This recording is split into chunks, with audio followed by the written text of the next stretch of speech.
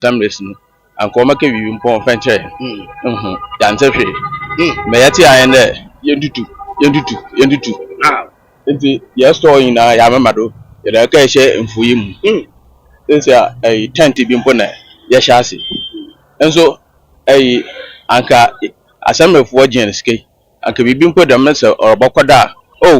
ene anom womra ne yenhia ade a wobotuti wanje da madi mpo nanka wonfa nkobo wo ho adwa wo baby fofo ya ntehwe wo ba no ebegya wa ya announcement achina ya mo na 1 week ye bana wo ade bia wo kwan bia be se no annansa Saturday mo wan wo from the sima mbesi a me kala wo heina wo se no medzi mika mebei kala sie mpoma wo ya botan me hyeta na me pian komani mpo wo sunu die kritim was me yika na ntem to wo bia no wo bo kwan no mu wo sunu wo tu kwan no mu na wo ye wo je ho enti se yetimam na yeyina wo nso mo nimpa anke mpo wo bei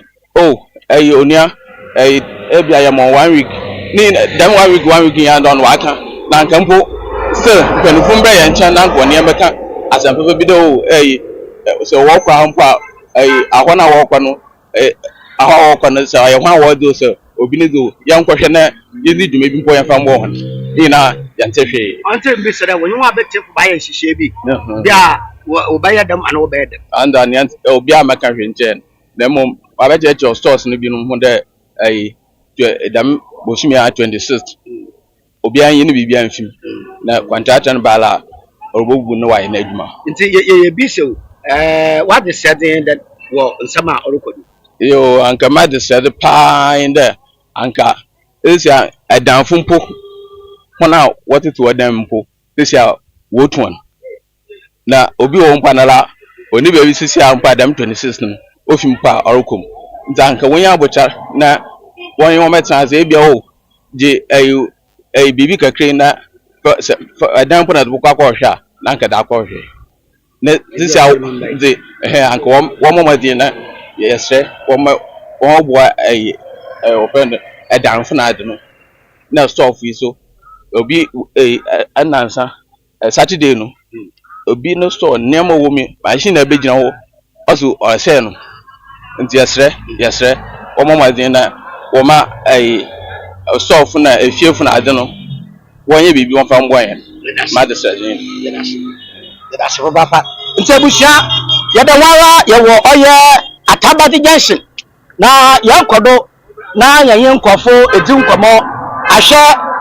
yayin nkofo edin komo ahye da mpempe ara waye na Mackenzie di 1 mark na yehwe oye kadiya technology de mo ti biara edani na obogun na se wo gbuna nkomo twetwe wo ho anansi wo fa bi wo ho anansi fa biara nwo na yayin obeyinu mo nkomo papa yi di mese we yi di ma kosa television mo akwa aba wodi mahinwa ya hinwa adenye biara da orkodo wontutin ketepra baba ishisha be na won raye ishisha do obi an hiya men ishisha bia do wor kan yanso obi an fa ishisha bia an fa moto kum mahende dama na dam no obaba nti ya hwe ho ama wo baba ka che nti obaka che no wadu we bu no ka twenchewa obi na wa so baka se emno ho nti yanso bebe ye de bafa ne de bafa se sare adru wa se na ewie nti wanyo ka wanyo tira se ka na nche wo mo 20 na wa se na ewie wanyo tira se ka ro mo tana wa ko boto yim asana de one in the orin sida anya de yakubo to yim more them don what was boto mo bia because obi esini de go be 40 years and be 10 years no team sabi una say yentumi ansiu there mo mo national development but as a national development or there from the continent here so yeti yenden mu here so ya ho twen ho say na bi ma abokufie bi mu na berewa na akokora bi na show nti dem akokora ni yina onko hin fa e bia na oni baby panyin bi a obutu okisi baby ko azaman na etuna to pardon no hin fa no onko nti ni hia no oyaza wo da aban ane no nkofo a wo be ye dem dwumaji na wo wo hwe na wo to kom ma bia de be ye badase so na badase papa nti yegudu wo oye Atabati Junction na Atabati Junction ni ya ka commander na egwa fe bebia egwaji na oye akonaba okodo papa nti sa yesha ye won pefe da umubulumubulun no man kasa wututu won de when the tuba ketepe ba obudiru egu ma yenye egwodufo ni bi mbonkomo na misa na denje biara nsisa da pa na akodo de amahon ehwe ekutu ehwe abobe ehwe anumuna na waka ge manu mu akwa abodi mahinwa anyi wa yeja apori mi yade yo 122 eda hihye na onyo na aye oni hihye bia o maka hwe nkyere he but memenda no obe no waside ode yekoke yiye ni ku humpanyimfo na wo ho no na bo baka ache no wanka nkyere he nti wo maka hwe yidi ya twa atweyim enti se sare wa ba de pa na wa na tutu another de obe na hwe na wo kon no ho a wo sututu but nya na ye ntede nya ya store na oye blog no waka na yantwa na wona yanka asoma but what da na ebiri pa kire yintutu enim na wonju nti yitutu enim na woduru nti wani won ka hwe na so abanda waka wo ye 20 ana waka ye 30 na wo be wota na ebeja atu nti ankle ye hwa aya abana biado na yaka because what them ram hende se nkita payment ano bi one more hwe na eyan so hwa akayo oni bo ha no koye mani bo wanje payment yes nti adwende ye bokọ ho na nwa so be gentubo wo yehwe obeye bibi afun a because nche na aba ntwema nso mo yiye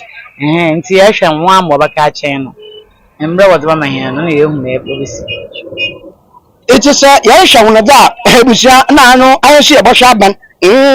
osande se ehwe ye kese yae da wine blog ne de esuhwem nti amya atase de da wine blog ne de wase mo fan san campaign prayer na mo patapata de ano wonyu nungu na wonya kwan wotum waye edwuma ndambre wona hihye na woni gira de oti enti ye bohwa da oye woju de eni na no na oye block so sampawa na so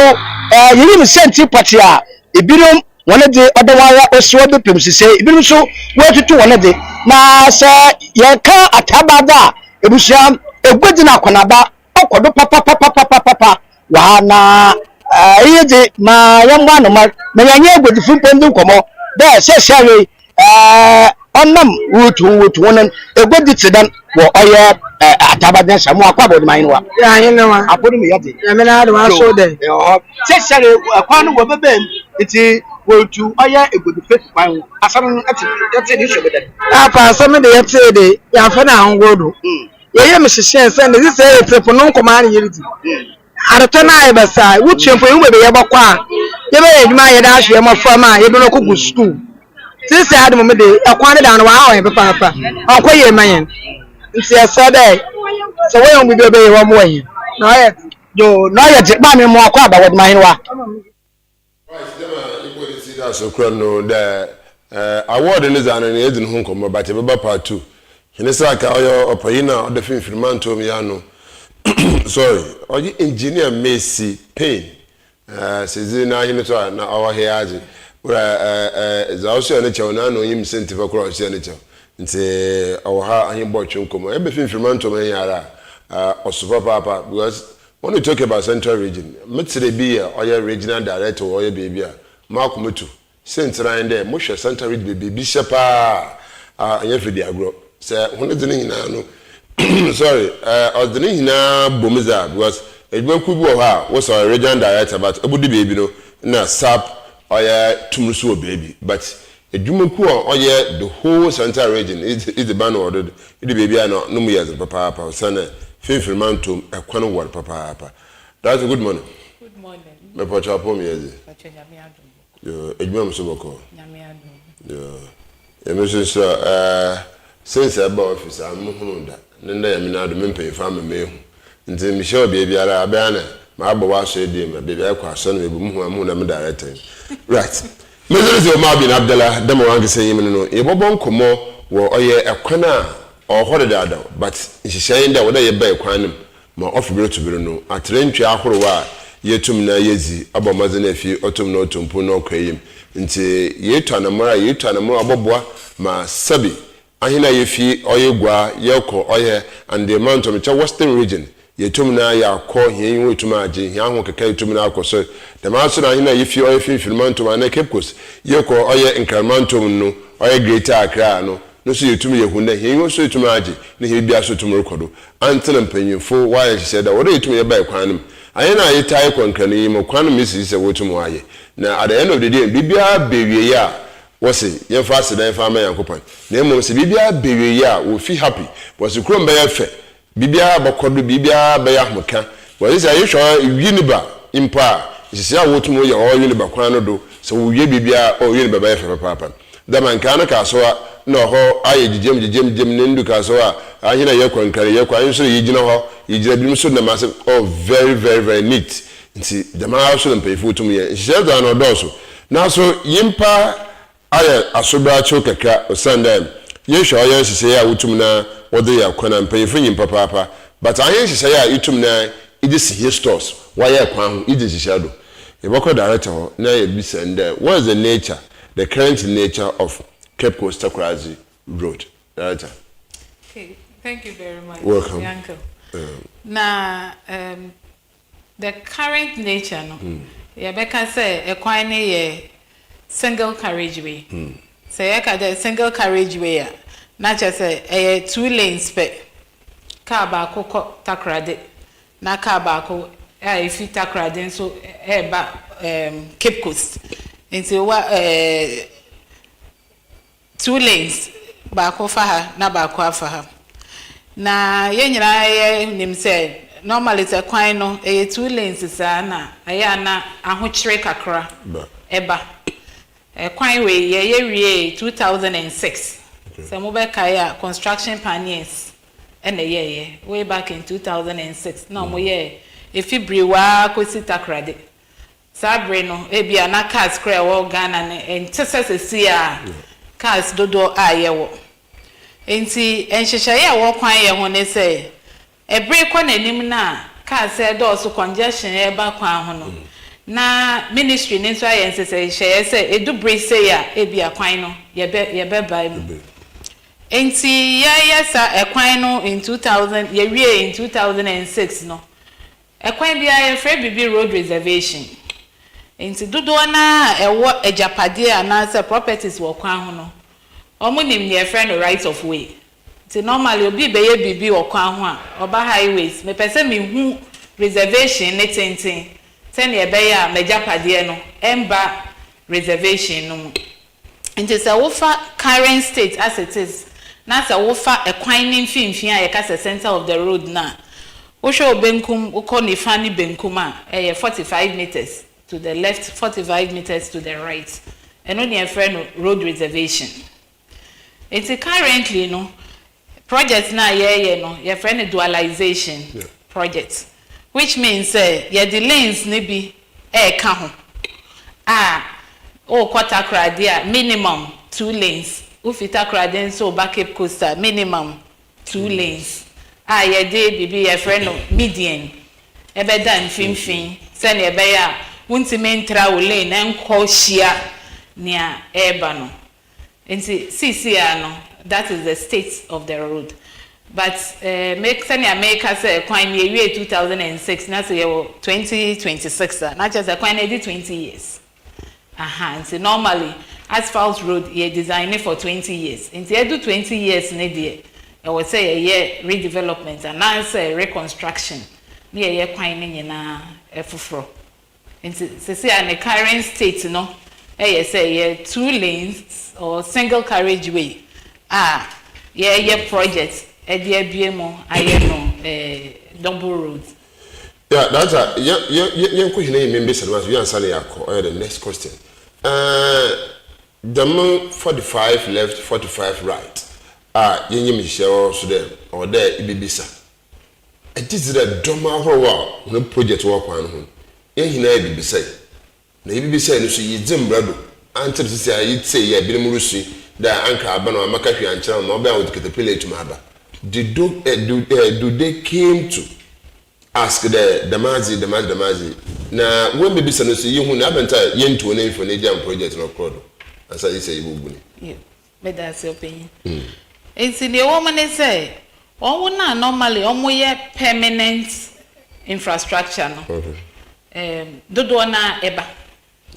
Dodo na aba ebi obi ho ye filling station ana o ye property bi. Dodo na eba. Na ma bibisa ni ye surveyors akọ. Na ma akọ akosusu ama om. Na no kre om ni say omo na ye free bibi temporary structures ebi or the kiosk container table.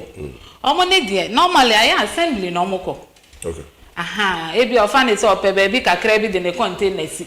Enti oma highway e meka say baby amedi si no. Ana won say mre bebre no say kwan ne ho ne deda ho a aye amanfo adwene say aban nyanya kwan no. Enti wo de ma menko pechi ho kakra. Na sebe menso menfa endi edua kakra menya bibi akoma no. But almost delay with the assembly. Enti wo be hwa Jumedi aye no district assembly no and they dey aim for the clearance because ebinom ho a omo na ama omo tuminu say omo ntinatse na e was say Nkrofoti say asase na reservation bibi a obeye omo bia ye temporal because enchenche won afi enya dan a ebedu ho na metie programs bi ebinom kra ka say o yan ka hwe yan kire yan ne ade no kre omune say stakeholders yeah stakeholder engagement with assemblies ni ade ana ohun a ebinom ho a omo wo ekwan ne ho na fitiase no ye ma omo up to 31st December. Okay. Na announcements na omo ye ne kire say by 31st December no wa say be wo container mu temporal table so bibia no e wase mu yi send a medical can a honey reservation. And see, over here, you can't call ye markings. A chere reservation. No. Okay. Aha, and see, my office over here, no be about Yabe market, me die, ye bebuna, and I say, ye munu, and I say, Sinoma catcher and say, would they yabutre say a temporary structure? A was a wee by 31st. Near one move to say dining permanent, reference permanent structures, no. And only the valuers ever around.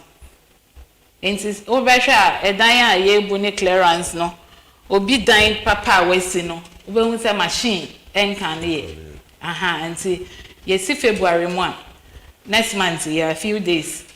ye free bibi valuers omo beba around omo baba be engage property owners no aha na ya value o property no na aban mu no compensation bia na e what say aban edema wo no within a month no after evaluation will be done in February to a re-evaluation na the next phase they say you be compensate on na they are due for compensation no na yetimi yama omobre kakra enye ten it's a project in the pen aha nti ni ama omre kakra na chese omo nso timi e di relocate omo data arka na ke bibi dey ibiara obe permanent structure no oba no ihu ebidi nkomo na wa try the baby order or start na dey na tumisi why yes still ahun o permanent structure no ibi ma ba oye kwan no pere wuso no uncle in the Ghana ha no mamenka se ebi wo ho a na ebi ye tete dan dan no wo ho de da crans and America se ye be ye new road no kra ne ade aha and those are omo de menfa ne say a special case na ebi no nso wo ho a menka se bi wo ho a so branch kakra wo aha onimpa se aha ye reservation Ghana ha na say aye adwen se aban de ye obi ade aha and wo de ma mentwa kakra nkan and sometimes so they will drive here ye permanent temporary structures ni we a wo be hu se line no reservation na no da ho but e bia na edan ba ku bi wa twe ne wall tintin abem so wo fa UCC gate second gate say Echo Elmina reservation ni da ho wo be hu se bia you can say wooden structures kakra na nipa yi but nipa ba ko we sia de ba kwan no just ono de enti bibi sa no wo aban asase so ana ekwan reservation na reservation mbra wo ho Aban act ewo ho a ebo aban reservation eho eban. That's yes I shall be yenyim yetase do the assembly understand what they are doing because we in there definitely 20 years 30 years sister babada yinya yi ekwani even kra sayankada ye be ekwani mpono old one mpono yi definitely or they be so to fikwan do the assembly the leaders the engineers at the assembly the planners whoever position about do they understand all this game still now they give because obi as a man temperament that need to hear and they bring mutu musi do they understand the game Uncle Bedasi. Oh, because the caliber of people who are assembly, no, they should understand. Okay. They should understand. But any American, obi ho cry can grow ni permit for assembly. In fact, penny ba ko ba me ho. O se madam American no kwa. Ne de ne say, ono the way sit down papa e wo reservation. Abria call assembly no. Assembly ne catch re ne say, eye aban asase, eye kwan. Nti e wo no permit kra no, ye ma obi. Nti o se meka no kra permit kra me ni bi. Assembly ne catch re me plain say, e wo de me ntu me incident. But my me pension pay na me the matna container mu wo ha nti na me pese me ye bibi ye solid kakra maba pension yi metinem nti no me ame me nse mafun nti we ye papa penny a o ka che o say permit no kra ya ama me because assembly ka che which means say assembly no ebi omo ka assembly ne ka no kra wo mu no e kira amanfo se ne America no nti te se penny a American wa ya ama no assembly ne ka che ne se ye ntime mfa ma nanso o se nya hwe wo de ebi aban nya me ye nti wo de ma mempe ba bi mbo me sese kakra na mentina but e brenedu ana ebi nso wo ho a enye ni nyina mpo no mo ko assembly ordinary table ko ti ba bi aton ade a on ko assembly ana bi ho secures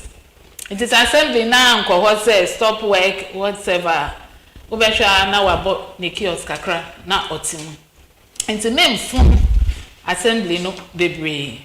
but almost na ma ebi no mo permit so almost na ho but the assembly is supposed to know what they are doing and they are supposed to know say since a reservation nko ade ebre bi beso a aban ebe ye ready say oba be ye kwan emere boso a me director said aban no anka aban no we no ntuma nso anka aban no we do yo no mbo onye bi ozo ka wa be yusu anko aboko olo ma me de we su na dise sika no onye bi me fa nchan anka be lusu mpo no rubu nti ye mama de yan shale so da ye na bi zembra no do oba na ma adwuma bia na ye zo gano so yim so ka ma gano yenko ye na yimo we can he development o ye ocha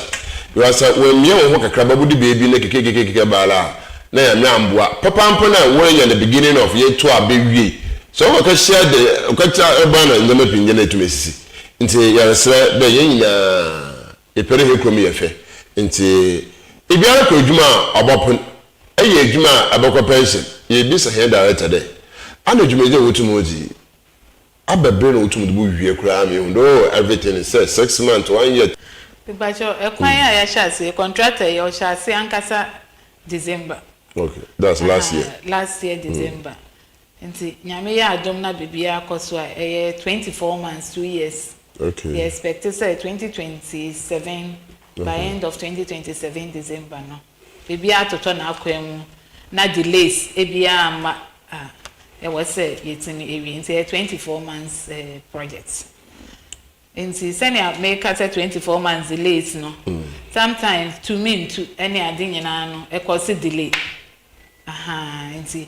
say ye ama ho kwan say e kwan no assassin ni ye kwan na. These are some of the things ebetimi ama contract natra ebrea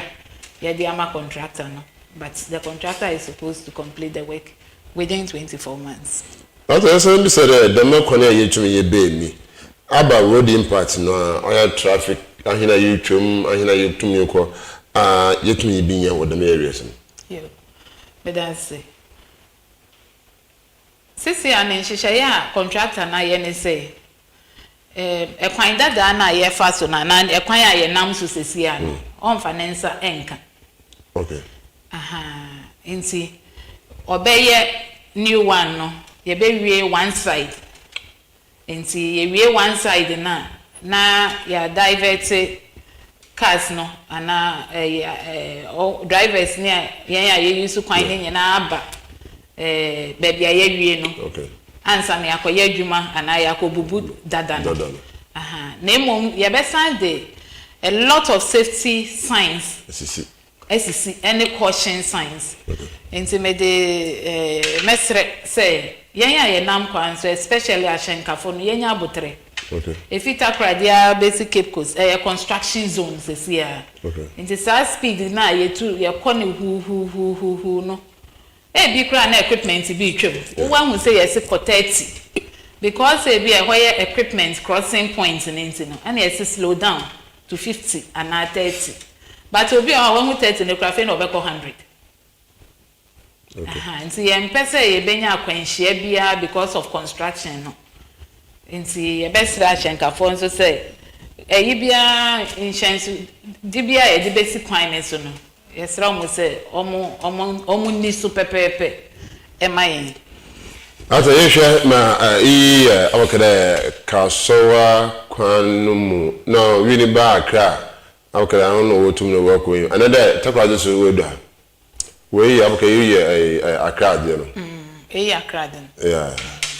okay yeah akoma ye bande yehwe oyenke na oze ba oyegwe ya uguda wudujuma de maso yehwe oyegwe oze ko oyenke na no sorry oze ko takwaza no so uguda wotum na wozi oye hujuma chere iwe kono tupi na the way akwana po ahia so wotum ye no won wie no ehun do abaye papa iwie na anka abere the light system na ho so hwe light no do wa mgba abo na light hwe wontum na won replace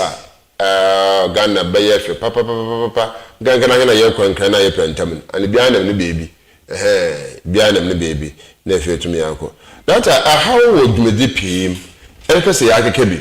etite opinion so ha no so o block the machine with machine another man the minor ones here maintain mumbu me ya na no ho abi okay sisi ya how kese me fancy right of way ye ho adwuma mempene court ceremony ade no eno o how kese a ebetimi atwe dwumadie no asensan na chi na etoso biemu ye utilities but ye ne omo edin kita ho say na ebe ya bia water lines no ye betimi a relocate ya enya severe impact wo onwa ye sensuo no ana light line poles bi nso wo ma nse no ne de ye ne utilities for no Ghana Water ne Electricity Company of Ghana edin sawoso say na ebe ya enya severe impact on the project but see no your main challenge clearing here that means ya no autumn no record nti na hele engineer autumn wachache motum de chire na eguda yetum ya ko hene yim na fie tum ya hweza autumn no ba be mete na ye nso za ibotum ye be na fie etum na aboa ankasa ye nti ya ko hene yim na ye bisa aye director de yehwa aye be benefit bi wom ahina yetimemfo ahina use kwan na ahina yetum bi to anamba can we get some benefit in terms of kwan dualization of what data that's meaning the benefit there bebre kwan benefit there make us enormous and numerous na ye kwan na crash as ye kra no be create a lot of jobs for skilled and unskilled labor. The American is say contractor aba say be oba no onfa edom no emfi enkran emma obe hia mason for obefa welders obefa carpenters obefa steel benders inti say wo skill no e wa ha nko adia definitely ubenya adwuma ni bi aye ebiemo nso no uyi ema kra eye aduane kra no omo edwadi aduane no asem no ebe cost we say workers ne dozen yeah chef Accra fi Cape Coast Ekosi Takra they about 73.6 kilometers Ekosi Nkrumah circle enti aduane onwa ye aduane ne ade ne nso no benya ejuma aye ana fei ekwan ye ma yen ye friend economic growth because okwan ye fa kwan ne so no oka ebia na ekwan ya ebebo poto mu bran na say na wo ye maintenance cost ebeko form again transportation cost say ocean efi tak Cape Coast Takra dia dodo na se menstro menka ebia kwajuma if so benwu say foodstuff bebre wo kwan ne ho nti easy transport to market nti menfa na say o waye nsodo o pese o de ne niam quickly eba Cape Coast ebe ton a say first no na odi be 30-40 minutes wo kwan so a ebia time na o de be fi aye nsodo beba eso beti if se kwan no aye papa ana ye ngina bebre nso e wo kwan so ana uyi eno nso fi so a tourism yenim say Cape Coast your tourist sites bebre sometimes because se kwan sheda nye papa na say untime nkontema e discourage tourists it is a kwan ya e be attract tourism and so and I say more people to the tourist sites na ye wo Cape Coast any your friend is saying any Takra no and so there are a lot of benefits you benya fi South project again safety and say safety are concern ama ye especially head on collision obi say me you overtaking obi we are not there question me say me can last month ye serious accidents or commander nti say ye double road e say ya unhia wo yonko nti wudi speed limit ye dey sisi so ne so a we all be safe ana oba pedestrians and so ye be foot bridges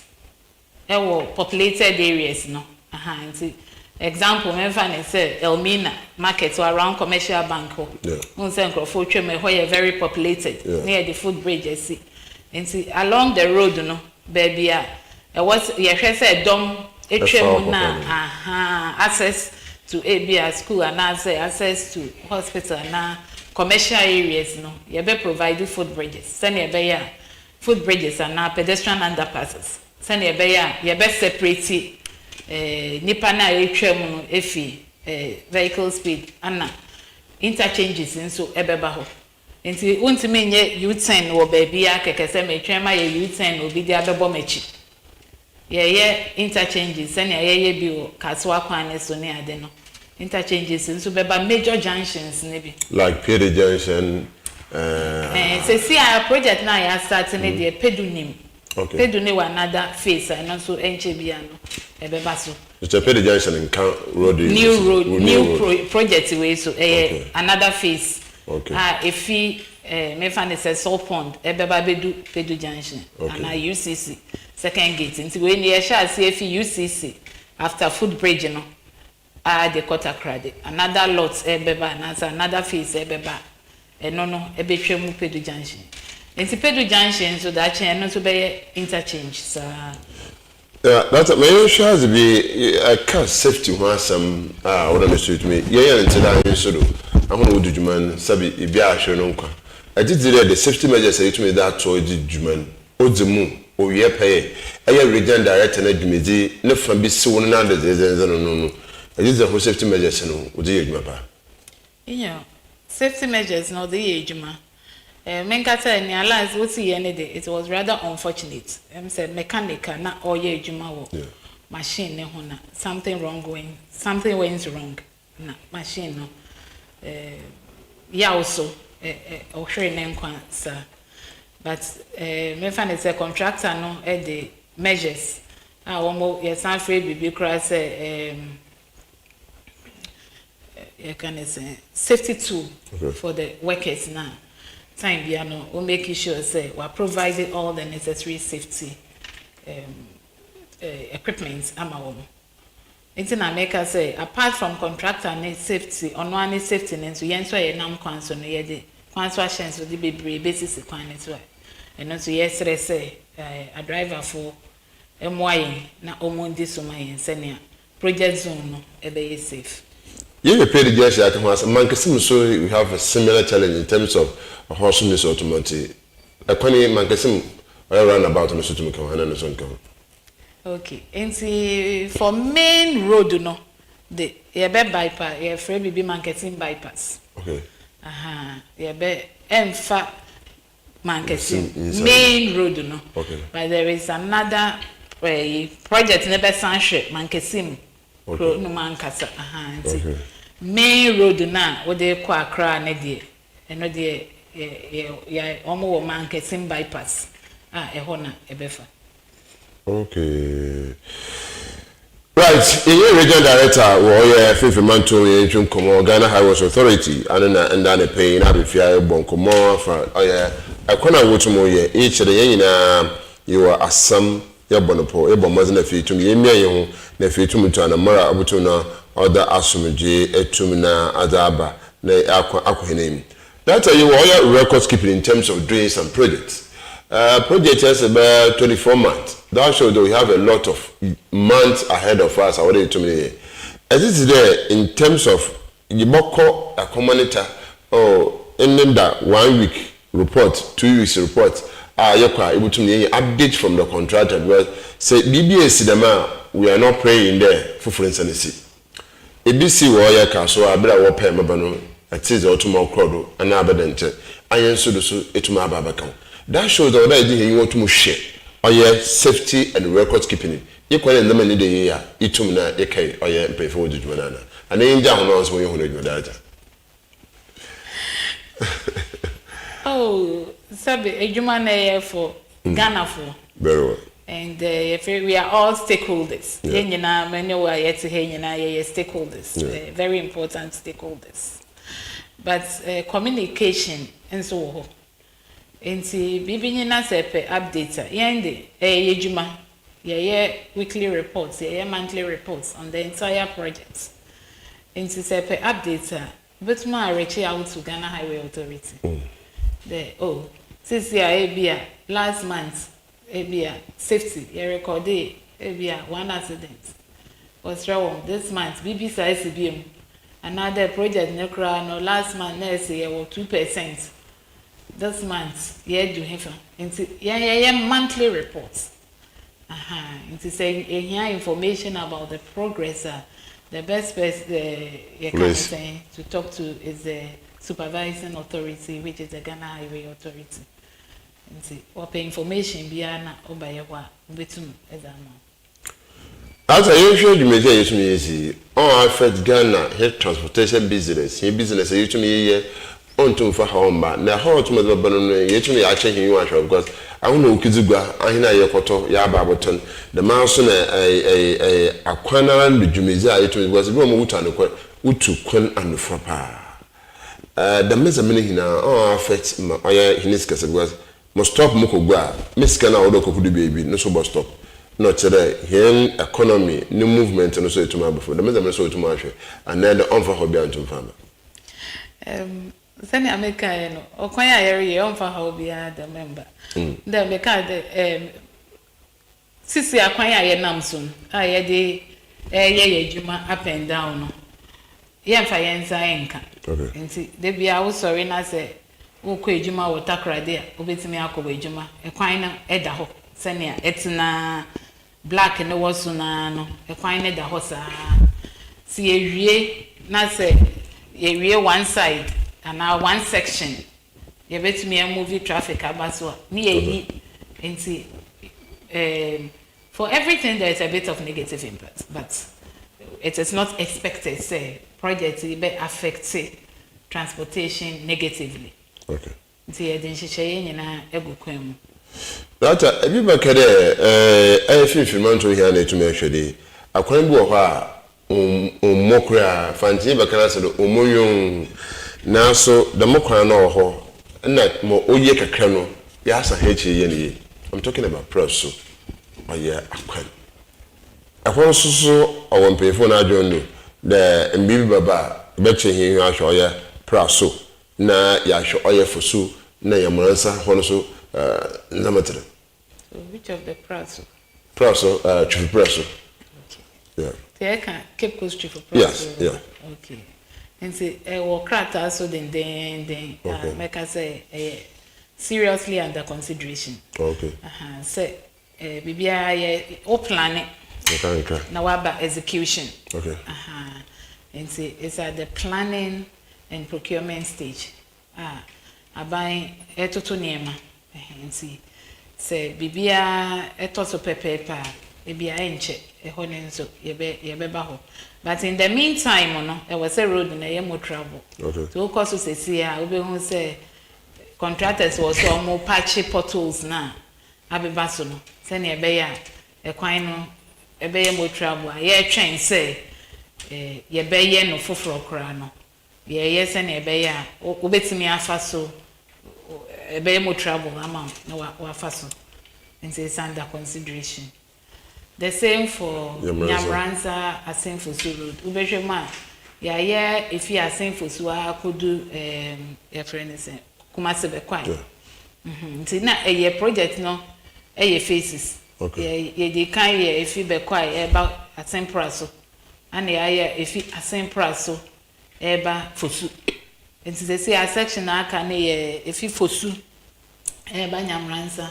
I know so a war a buying plan. And see, Tanya Amaka, you're planning.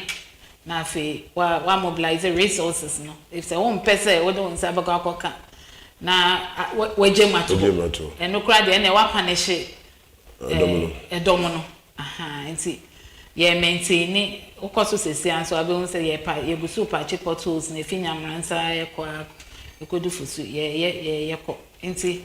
a wa buying shisha, you say. Yebeye, but enye immediately senior Cape Coast Obaka say na ye fair, but you realize the main problem they were some aka say the 20 years and see the design life no nipa nke ebeka say oyewu and see o share traffic and so it was so now not just say it was say immediately who be na improve safety and transportation. Right, then na some that into eguda ahwa oya okasem fayino da ebohu da kwan bi wo ha oguda wotumu ye nti ya director ma kasara offer to no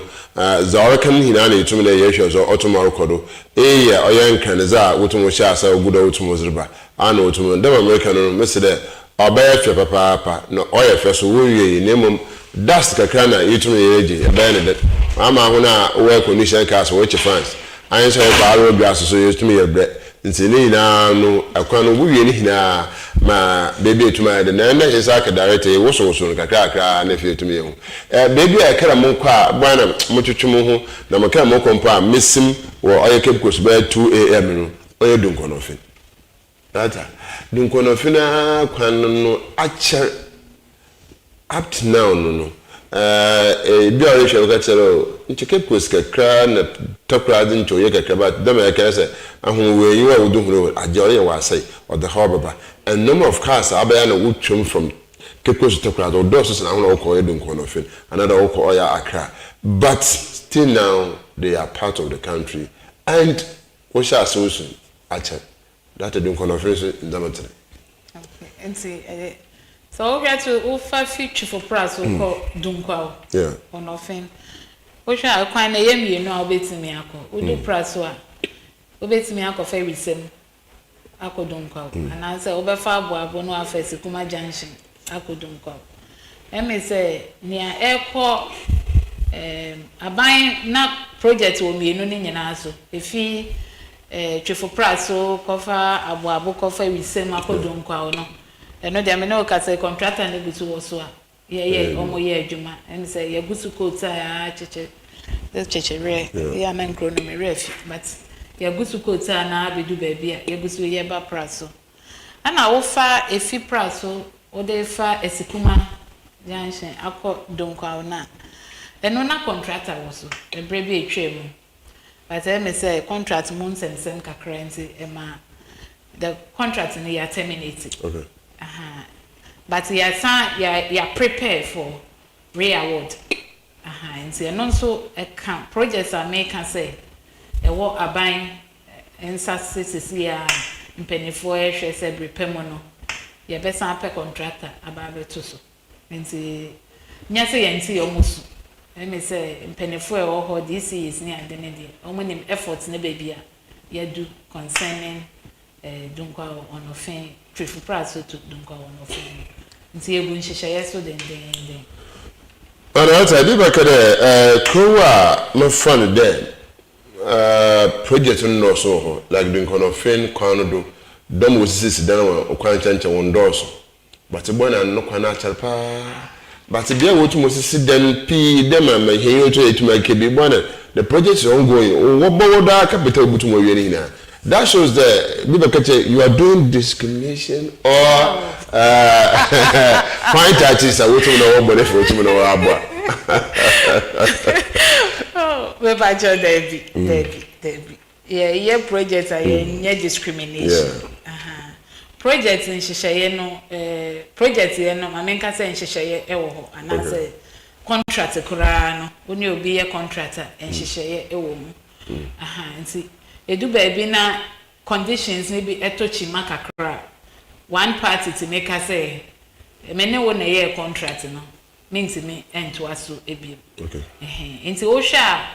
don't call no fair contract and they shall say no share cuts and they send away or 3 quine ye quine. Send your walk and a dime be any quine what's ye bunyard into a quine down. But along the line, send your American, you encounter issues. And in one party decided yes, project no means me end to us. Okay. See a bassa now. Yes, every package project no. Na ya procure ne foforo. Say I buy project bia you have to procure. Nti ne ya procure ne foforo na ya the contractor ababeto so. Nti unfortunately one of the projects hit Hard Rock maybe, but tell the American we can assure them say we are working seriously at it. Uncle, sana unim say Cape Coast credit ye be ye necessary. Easy. Yeah, sheshaye bebre egu ho. But me penny ba ko be ka say Ghana for the person o mu say machines kwane so ansa. But projects bia no a lot of planning ne sheshaye cost with them ansa na obe mu say machine apie esi kwanso. Nti omo ntwa makoma nto omo yem. That's what the road map of highways are on roads. Because ABDULLAH, the Ghana Highways Authority, information there you will get them. But ABDULLAH soon not letting job free. But all the babies are okay, so sort of friends some chauffeur will be a car could tell in time fellow into me who won't send chat off a bit to Bello. Let it updating. Do you have a road map? Oh, and we are updating this road. Aha, if you hire the fair dante, work on it to aha, you update aha, data. Because some train the need more real. Ada, I'm doing this story for this particular place. If I'm not doing the story about that area, I won't do. I'll do a different thing. But over there, what to say? Some traffic that one bra, if you want to know, my a corner, a book there, woman update. Answer no, just share the moon. I'm saying, I'm creating a car Rams na I'll now sign a human banana. Thank you. That's a Rams is so you know years and do according to a year, but you will never do away your man. But all said drivers who cars to do. What should I know? William Numia then I may andana.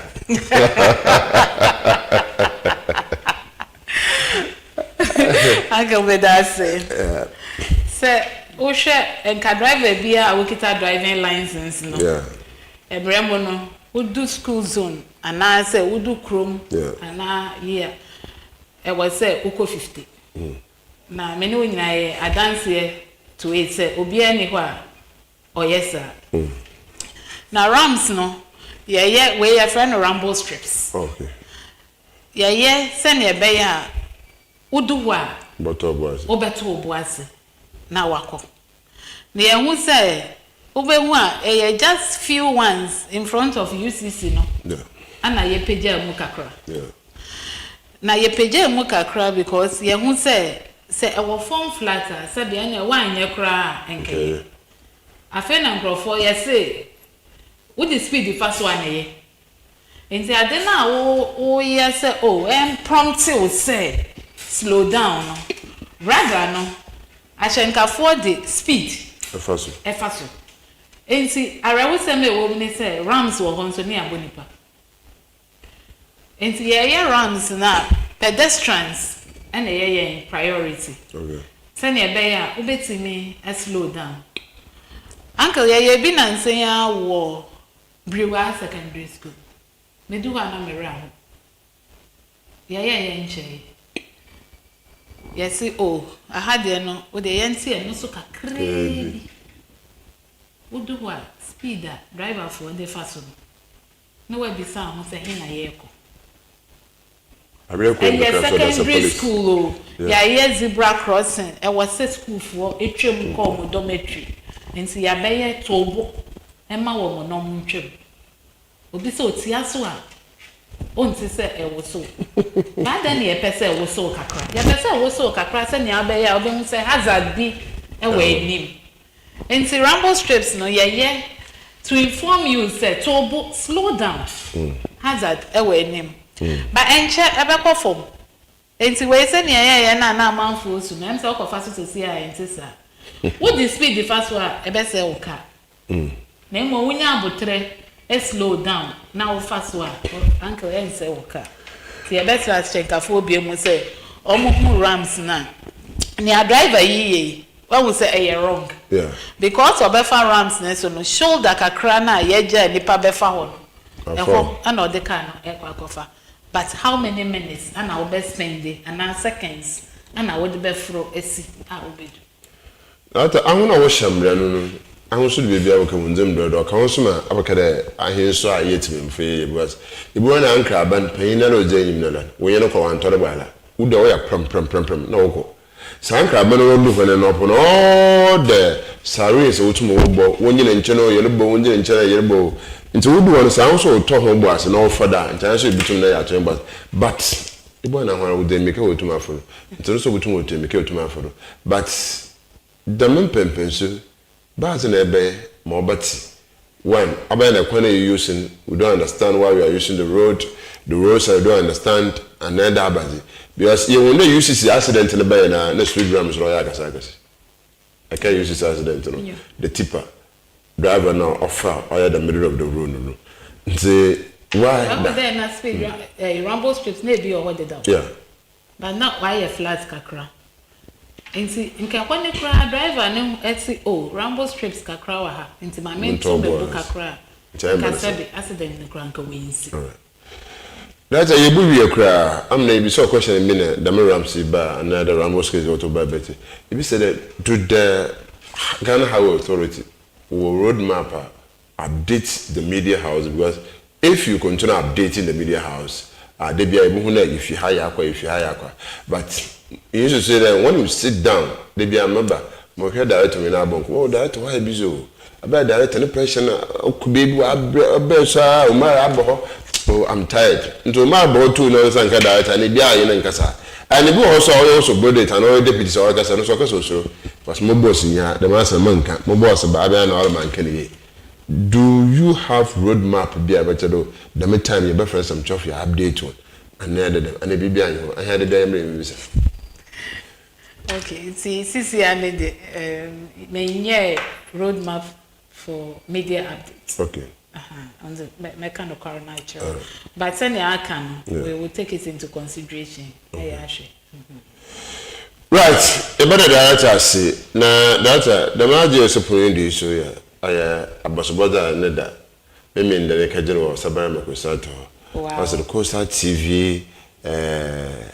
Media House of the Year. Oh yeah, we are. Abaka se meet that she inquiring can if you to me. Me congratulate him. Congratulations to Coastal TV. Right. Na ejuma mo ye nenso ye ejuma pa. Even giving me opportunity to come and explain near air course and appealing to even drivers ne one yenam kwanso no to obey signs yeah the basic plan to me nti me so me bom abaso na ma hye mon crying say mon koso na monye our doors are open nti anytime be na am open information updates no you can reach out to us so congratulations once again. Thank you. About the head director so papa also ma yetirunkwa kan ho akere yetirunkwa na eguru ye know asaba mo din kan ze man na head director the regional director of Ghana Highways Authority or engineer Messi PAYNE ano no so tumo za ma ye bakode ya ja nko be say me show so yesika ntedom wo sika pa but abaka budu bebi so bi wo so no yo so ntom nje ho me show here nti awda at the close of the day no etumi bi aka cho ko show pa to balance your dibiare etumi ariye sin na twa na ebu ho do so na che biale mi no papa na man papa baka nti ebada hina director asi the regional director of Ghana Highways Authority engineer ko show papa e dance na wasere we gbe na agbo na ato nye ni fi agbo officer ko no office officer ma be dem we gbe ato ko secretary ho security ho yi ho nti bisa na group e da so ko we gbe na agbo to akeshe ni fi o ni de da bi nya na olka nti e be dem asem ko position off be to be so e ni bobo nkomo e botun sa friend bi wo man wa aba ohia about chunkum en ko position papa onam here professor Kwame na Bamfeji no do na hinsaka oye hene director the regional director of Ghana Highways Authority I mean you want papa send muhu ne da na afi mehu nti afi so chance sandada oye 26 January 2026 me ni here nti me want there in the mail to me share me ebere obi ara si in the cameras in Porsche do waje gwa na so be no abua Sudan and no camera do telephone no check camera so I ade papa ebere na si MCR so eje no obi ara ho Professor Kwame Banfeji and corporation papa won so a wotum no send message aho biara won so bedo wan si do for to be robo motin if wotum na wo show oye Costa TV ankasa ye badas papa kojo kumi kojo wonama na abende wo rejegu oye donors yentumi yenka because abokra wo pedizi gwa nti yentu yembobo ugwe na pedizi butu esika na efi yentum na embo nti badas da rehwe bibia rehwe bia kopon shop papa na mom ne ye eyije dapi aye baba ye because of abosoboza ya me na adum asaba metu mazeme ana okutemisem na nda ibida so kakra na he ma me we hira he na dama ho hijuma ni na no ebutwa hu fe ile etume za mo atun safra hokopi a wotumo ba no aba babo mi bia etum na wi ape me ze so ma bi na ABDULLAH abe fu besele yeshia ma ho mo ne tembo na hwa me je so nyima hero bye bye eti be mu akwa ba mu atase wanyima henwa yo ahenwa apon me yede yo wado dayati no num na Costa Television ya gba no ebupe mu ha na Ataba Junction accident aja na American na jumeda wodi wa hade yina yankuntia na mmom anka yempenfa wo kei anaso de district assemblies no anka o maka wiwi mpon fanche ya ntehwe me yati ayen de yendutu nti yesto ina ya memado yeda ka ehye mfuyi mu nti tent bi mpo na ya shasi enso anka asemefo gens ke anka bibi mpo da mse orobokoda ani anom womre ne yenhia ade a wobotuti wanje da madi mpo nanka wonfa nkobo wo ho adwa wo baby fofo ya ntehwe wo ba no wabegya wire announcement achina ya mo wona 1 week ye bana wadi bia wo kwan bia be se no enansa Saturday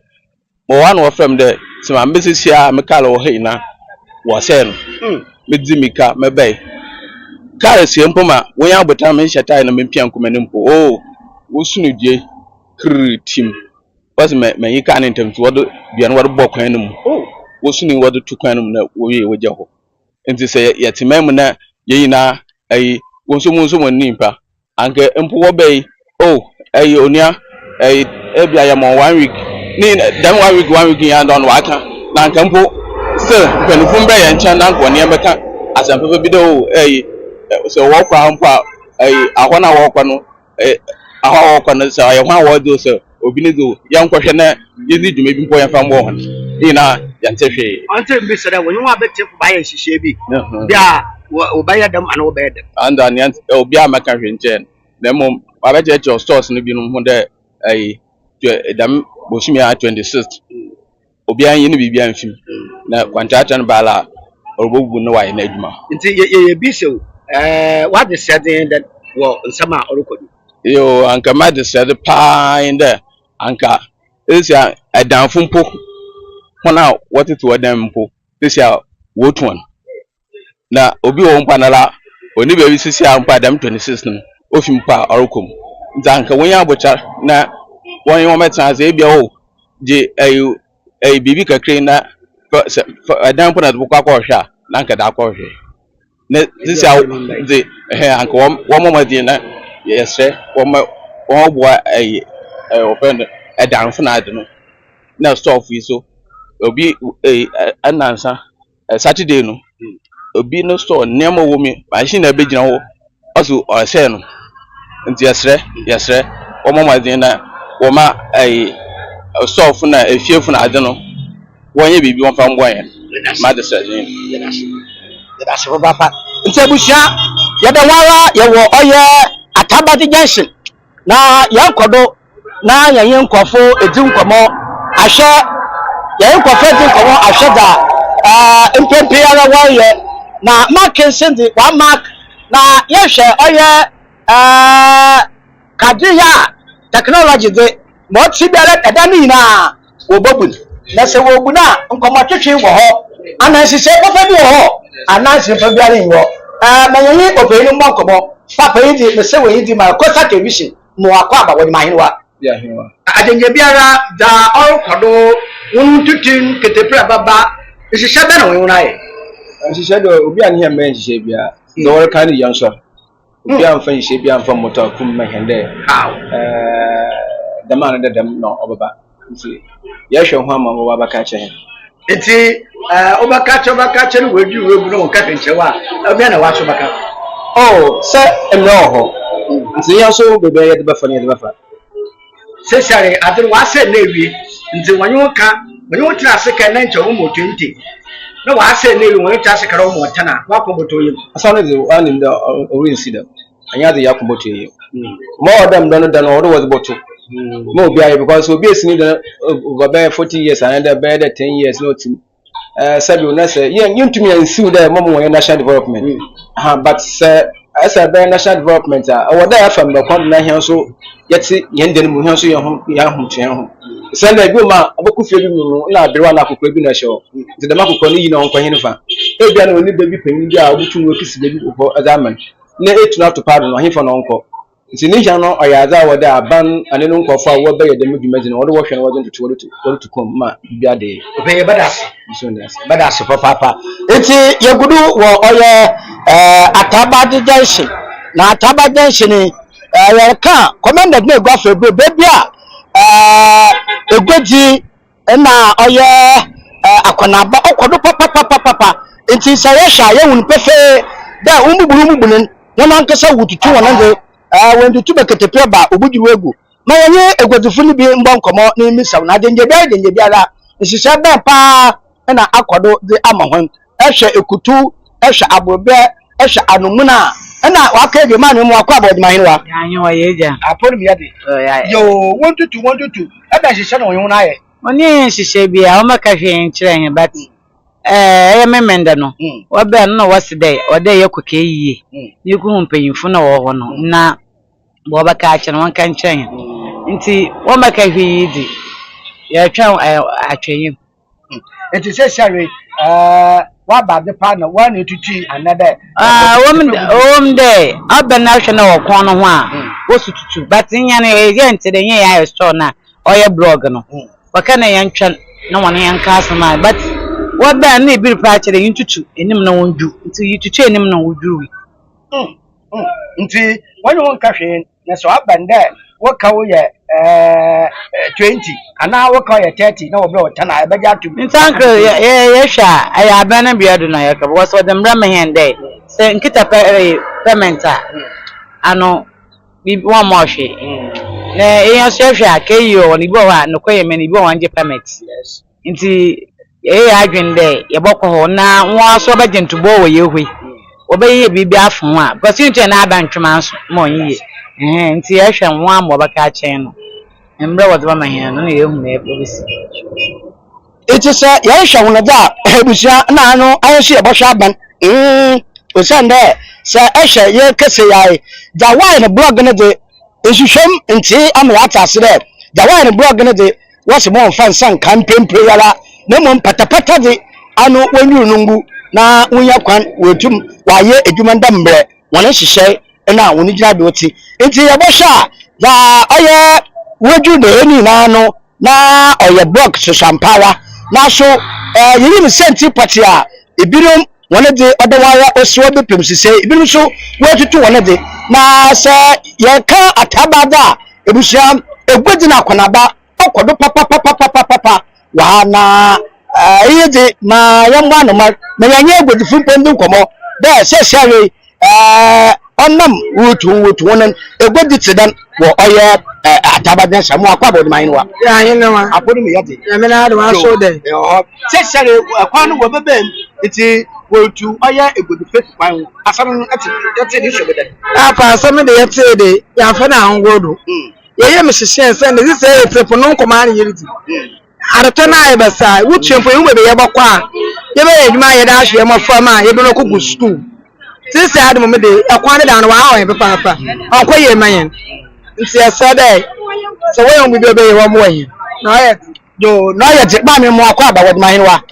ayo ba me mo akwa bod mahinwa do polo atwmo sesere wutu fai abana ho na tete no dabo papa ate wa tete papa ba sise ye nwa abri won to hwe bo fita na pe be makada ba atma 50 kwa na chere akwisem na mi won to hwe me de mi didi po kwa me dem na metei won to hwe bo no nti won ye bibi mehen na won to aze ye gwa won to aze ma me didi po kwa me de ya dase papa ya de wa ye wa tabadi Johnson na me aba peyin bonko ma me mo akwa ba yeja apodu me yete so kar ko na wo be ye wo beri wo ya da wo hyan nkesa na akona ban aya akono ewie peye se se egotofu so mo ndedem wutu no ye abadni bidi ma me ase ni hwem yo na mo wona da sise da ya de me wo kala wuju kwane my sister na bra kwa besia ba kama o shi na echi me light acha no so say wan kala wuju kwane ya na ebi no we ebi onu nya ma boutique na o share o de share adina asa na afaba so o we ya na kushum we that time na wo ye na we ya aduru na wuju was wuju nti esra aban ayen bi se ske what would disturb at the top ye de kan o wona wo store wututu so wakan so wakan da na na yan so yitem ko wakan we fi de ayen so ye store nti o disturb na aban ayen so me yen bi na nya ya aban ye wo chira yes ya beda se papa nti bu shafu ya da wawa ya wo oye atabade junction na de mamaka no ya ba commanded na gwa fe bema ya ka egwedi pa ye yi atabade junction mfim o sande wona egwedi mbra osima oye wano okodo no obo adwen na ntasedo na asese le wontutu wonduto egbudwiri ono no nkomala na yeridi ya boto ba peyi wo no store ya ni ade na paye na paye store se sare obudu teguma me mo akwa bod mine wa apodu me yede amena yo wontutu ebi aboso atabade junction egudu fodo asebi isome that mbocho wontutu no mo de sisi wa ha onye